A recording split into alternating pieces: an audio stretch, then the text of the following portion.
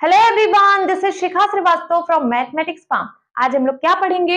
आज हम लोग class 7 chapter 4 that is simple equations में एक्सरसाइज 4.2 का क्वेश्चन नंबर 3 सॉल्व करेंगे। क्या है question number 3? Give the steps you will use to separate the variable and then solve the equation. सबसे पहले आपको वेरिएबल को सेपरेट करने के लिए जो भी स्टेप्स लगे उसको सबसे पहले आप लिखिए, तब उसके बाद इक्वेशन को सॉल्व करिए। ठीक है, तो चलिए सॉल्व करते हैं। नंबर ए में है 3n minus 2 is equal to 46।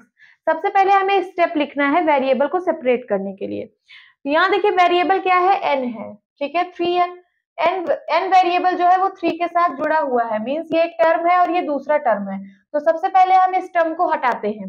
इस टर्म को हटाने के लिए क्या करेंगे, यहाँ -2 है ना, तो अगर मैं +2 कर दूं, मींस ऐड कर दूं अगर 2 से, तो ये -2 + 2 कैंसिल हो जाएगा, 0 हो जाएगा। तो अगर मैंने एक साइड किया तो मुझे दोनों साइड +2 करना पड़ेगा, है ना, तभी इक्वेशन बैलेंस होगी। जो चीज हम एक साइड करते हैं वही हमें दूसरे साइड भी करना होता है। तो क्या करें हम यहाँ पे कर दें add 2 to both the sides। ठीक है, हम क्या करें, हम ऐड कर दें 2 को दोनों साइड, इस साइड भी और इस साइड भी। तो यहाँ हो जाएगा 3n माइनस 2 प्लस का 2 इज इक्वल टू 46 प्लस 2। ये 3n माइनस 2 था, इसमें +2 किया, फिर 46 में +2 किया, दोनों साइड मैंने 2 को ऐड किया। अब ये -2 + 2 कैंसिल हो जाएगा, यहाँ बचेगा क्या, सिर्फ 3n इज इक्वल टू ये हो जाएगा 48। ठीक है, हमें निकालना है वेरिएबल की वैल्यू। अब इस 3 को भी हटाना पड़ेगा। यहाँ जो 3 है ये मल्टीप्लाई में है। ठीक है, तो अगर मैं डिवाइड बाई 3 कर दूं तो 3 से 3 कट जाएगा, है ना। तो यहाँ लिखिए divide by 3 to both sides. ठीक है, हम क्या करें, दोनों साइड 3 से डिवाइड कर दे रहे हैं। 3n/3 is equal to 48/3। जो चीज हम एक साइड करते हैं वो हम दूसरे साइड भी करते हैं। अगर एक साइड 3 से डिवाइड किया तो दोनों साइड हमें 3 से डिवाइड करना पड़ेगा इक्वेशन को बैलेंस करने के लिए। अब चलिए 3 1 जा 3, 3 1 जा 3, यहाँ सिर्फ बचा n। और ये बताइए 3 से इसको सिंप्लीफाई करिए, 3 1 जा 3, 3 1 जा 3, कैरी आया 1, बन गया 18, 3 6 जा 18। तो n की वैल्यू आ गई क्या, 16। This is the answer. आपको स्टेप्स बताने थे तो यहाँ पे आप 2 स्टेप लगा, ये स्टेप 1 है, this is step 1 and this is step 2। यहाँ पे 2 स्टेप लगा इसको सॉल्व करने में। नाउ बी पार्ट सॉल्व करते हैं। बी पार्ट में है 5 इज इक्वल टू 17। ठीक है, यहाँ पे वेरिएबल को सेपरेट करने के लिए जो भी स्टेप्स लगे सबसे पहले आप स्टेप्स लिखिए। तो देखिए वेरिएबल इस टर्म में है, इस टर्म में नहीं है, तो सबसे पहले ये टर्म को हटाते हैं। यहाँ +7 है, अगर मैं -7 कर दूं तो +7 -7 कैंसिल हो जाएगा। तो एक साइड -7 किया तो दोनों साइड -7 करना पड़ेगा इक्वेशन को बैलेंस करने के लिए।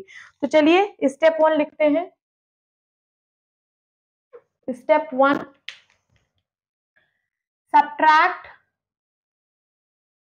7 from both sides। ठीक है, दोनों साइड से हम 7 को सब्ट्रैक्ट कर रहे हैं, तो यहाँ हो जाएगा 5m + 7 -7। ठीक है, मैंने सब्ट्रैक्ट कर दिया इस साइड, यहाँ से भी 17 - 7 कर दीजिए, दोनों साइड 7 सब्ट्रैक्ट हो चुका है। अब ये 7 से 7 कैंसिल हो जाएगा, बचेगा सिर्फ 5m। 5m is equal to 17 में से 7 गया 10। ठीक है, निकालना m की वैल्यू है, फिर m के साथ यहाँ पे एक नंबर है जो कि मल्टीप्लाई में है। अब यहाँ स्टेप 2 लिखेंगे। स्टेप 2 क्या लिखेंगे, ये 5 मल्टीप्लाई में है, इसको हटाने के लिए डिवाइड बाई 5 करना पड़ेगा, तो दोनों साइड डिवाइड करेंगे। लिखिए divide by 5 to both the sides. ठीक है, हम दोनों साइड 5 से डिवाइड करेंगे, तो यहाँ हो जाएगा 5m/5 इज इक्वल टू 10/5। 5 1 जा 5, 5 1 जा 5, यहाँ बचा m, और ये 5 1 जा 5, 5 2 जा 10, यहाँ आया 2, तो m की वैल्यू क्या आ गई, 2। This is the answer. B part भी हम लोगों ने सॉल्व कर लिया। अब सी पार्ट सॉल्व करते हैं। सी पार्ट है 20p/3 इज इक्वल टू 40। अब देखिए p यहाँ पे वेरिएबल है, ठीक है, p को हमें निकालना है, तो इसके साथ देखिए मल्टीप्लाई में भी है, डिवाइड में भी है। ठीक है, 20 मल्टीप्लाई में है, डिवाइड में 3 है। तो सबसे पहले हम इस 3 को रिमूव करते हैं। 3 डिवाइड में है, 3 को हटाने के लिए हमें मल्टीप्लाई बाय 3 करना पड़ेगा। तो अगर एक साइड करना पड़ेगा, दोनों साइड हम लोग करेंगे। सबसे पहले स्टेप 1 लिखिए, स्टेप 1 लिखिए, multiply by 3 to both the sides. दोनों साइड हम मल्टीप्लाई कर रहे हैं 3 से, तो क्या हो जाएगा यहाँ 20p/3 इंटू 3 मल्टीप्लाई हो गया 3 से। इस साइड भी 3 से मल्टीप्लाई हो जाएगा, ठीक है। यहाँ 3 1 जा 3, 3 1 जा 3, सिंप्लीफाई हो गया, ठीक है। बचा क्या, यहाँ पे सिर्फ बचा 20p, और यहाँ क्या, यहाँ पे मल्टीप्लाई हो जाएगा 4 3 जा 12, 120 आ जाएगा, ठीक। अब फिर p की वैल्यू निकालने के लिए इस 20 को भी हटाना पड़ेगा, तो यहाँ स्टेप 2 लिखिए।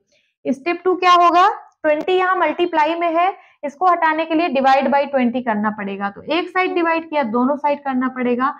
अब लिखिए divide by 20 to both the sides. हम दोनों साइड 20 से डिवाइड कर रहे हैं। यहाँ है 20p, ये डिवाइड बाई 20 हो जाएगा, एंड 120 बाई 20, ठीक है। दोनों साइड 20 से डिवाइड किया, यहाँ 20 1 जा 20, 20 1 जा 20, सिंप्लीफाई हो गया, बचा क्या, सिर्फ p।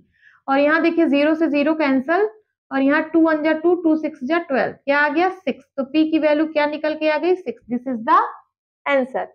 अब चलिए डी पार्ट सॉल्व करते हैं। डी पार्ट में है 3p/10 इज इक्वल टू 6। यहाँ पे भी वही चीज, सबसे पहले 10 को हटाएंगे, तो स्टेप 1 लिखिए।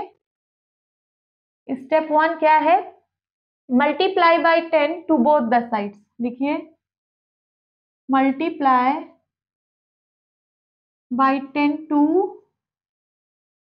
बोथ द साइड्स, ठीक है। तो यहाँ है 3p/10, मल्टीप्लाई करिए 10 से, इज इक्वल टू 6 इंटू 10, 10 1 जा 10, 10 1 जा 10, सिंप्लीफाई हो गया, बचा क्या, सिर्फ 3p बचा।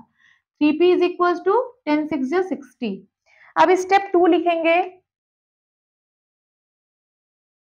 इस 3 को भी हटाना है, 3 यहाँ मल्टीप्लाई में है, तो अगर हम डिवाइड कर दें तो हट जाएगा।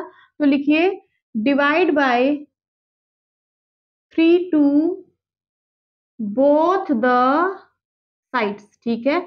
हम दोनों साइड 3 से डिवाइड कर रहे हैं, तो ये हो जाएगा 3p/3, 3p/3 हो जाएगा, 3 से डिवाइड कर दिया, और यहाँ भी 3 से डिवाइड कर देंगे, तो ये 3 1 जा 3, 3 1 जा 3, ये सिंप्लीफाई हो गया, बचा क्या, सिर्फ p। और यहाँ 3 1 जा 3, 3 2 जा 6, और एक 0 आ गया, p इक्वल टू क्या, 20। यही आपका आंसर है। तो इस वेरिएबल की वैल्यू फाइंड आउट करने के लिए जो भी स्टेप लगे, सबसे पहले हम लोगों ने स्टेप लिखे, उसके बाद तब फिर वेरिएबल की वैल्यू फाइंड आउट की। यही आपका आंसर है। होप स्टूडेंट्स आपको ये क्लास अच्छी लगी होगी। मिलती हूँ अपनी नेक्स्ट वीडियो में, तब तक के लिए बाय बाय, टेक केयर।